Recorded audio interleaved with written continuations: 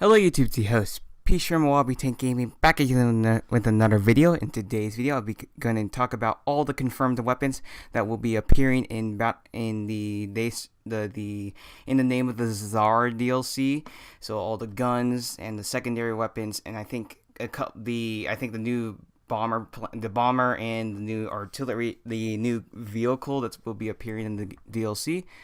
So let's get into it. The first weapon that we have that would be appearing is the German experimental German the Maxim SMG. It's basically like it looks like a gun that is from Team Fortress 2 because of the way the gun is designed.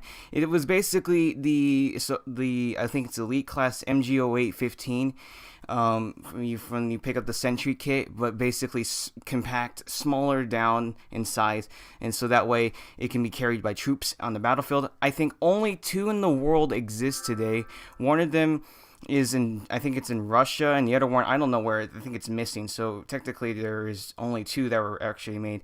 I think the weapon was designed to be carried around on the battlefield, used as a tiny SMG. But then the Germans decided to not make that weapon, so they got the MP18 as their standard submachine gun at the end of the war.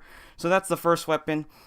So then the second weapon we got is the double-barreled shotgun. Yes, finally, I can have a proper double-barreled shotgun. Instead of using the tiny sawed-off shotgun we get for the tanker class, now we get a proper double-barreled shotgun. So it only has 2 shots. So make sure your shots count, because you have to reload a lot more than, like, let's say the trench gun and the Model 10, because the double-barrel only provides 2 shots. So make sure those shots count. So those are the new assault weapons. So that's pretty exciting. And then the medic gets the Ferdorov Automat. I think I butchered it, but basically it's finally going to be Battlefield 4 again. So basically it's like it's a fully automatic rifle, assault rifle basically for the medic. So if you like being a very aggressive person, you're going to probably like this gun. The gun's designed mainly for close range and medium range, but the gun is terrible, starts to drop off really bad at long range because of the fully automatic variant, because it's just fully auto and it's not like a semi-automatic rifle like how the other medic weapons in the game. I hope it's not going to be overpowered and broken, and so that way everyone just starts using it, and then it becomes just a Ferdinand spam, because it's just going to be like reminding me of Battlefield 4, where it was just like you just see only people running around with like one automatic rifle or just like a shotgun or something like that. So let's hope this gun is not broken or powerful, as just, yeah, that's it. So that's the medic it's gonna get. There's this other medic rifle. It's basically, I don't know the name of it, but it has 5 shots into it. So it's basically it's like gonna just compete with the auto loading factory and the self slaughter 1918. So it's just competing with that. So it's okay, but I'm really excited to see how the Ferdinand performs on the battlefield. So then the next weapon we got is the Maxim, the MG14.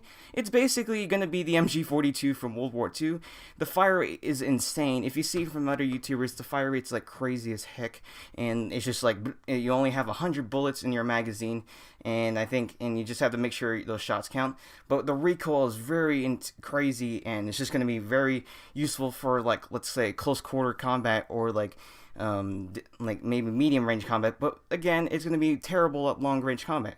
So it'll probably be very useful for city maps like Amiens or Argonne Forest, or it could be useful on the DLC maps, such as, like, let's say I'm going to say Fort Vaux, or just any indoor or close urban combat. So there'll be 2 variants. One would be with an iron sight, and the other one is going to be with a SM. It's a scope, so the telescopic sight. So if you want to use the telescopic sight, that's going to be fine. But I think since it has a high rate of fire, I recommend you just using the iron sight, because you're not going to really hit anything with that the telescopic sight. But unless you find a way how to figure out how to control the recoil, then that'll be fine. So that will be the support class weapon for the Russian DLC. So then we got for moving on, for all classes, so that includes assault, medic, Scout and Support, we're gonna get the Nagant revolver. It's a Russian-made revolver that was used both in the First World War and in the Second World War. So I can't wait to see that gun on the battlefield. It was kind of it's a classic weapon, but I don't like using that. I prefer using the M1911. But the Nagant revolver is pretty good at hipfire, so it's gonna be another competitor against like the other revolvers with the hipfire. It's better. Just a good tip: whenever you're using a revolver, just hipfire, because the recoil is very intense when you aim. But if you use a revolver when you hipfire, then you're gonna just be set. So that will be for all classes for the it's gonna be the Nagant revolver. And then finally for Scout, we're gonna have the Mosin Nagant. It's a very famous rifle.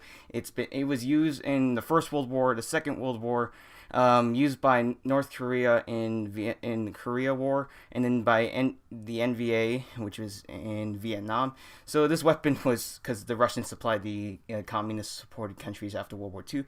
But anyway, you can look it up. So that's what the Mosin Nagant was. It was just a standard issue rifle for the Russians. So there'll be one for just infantry variant, so iron sight variant. So if you want to do a real life soldier, what he would be using would be an iron sight.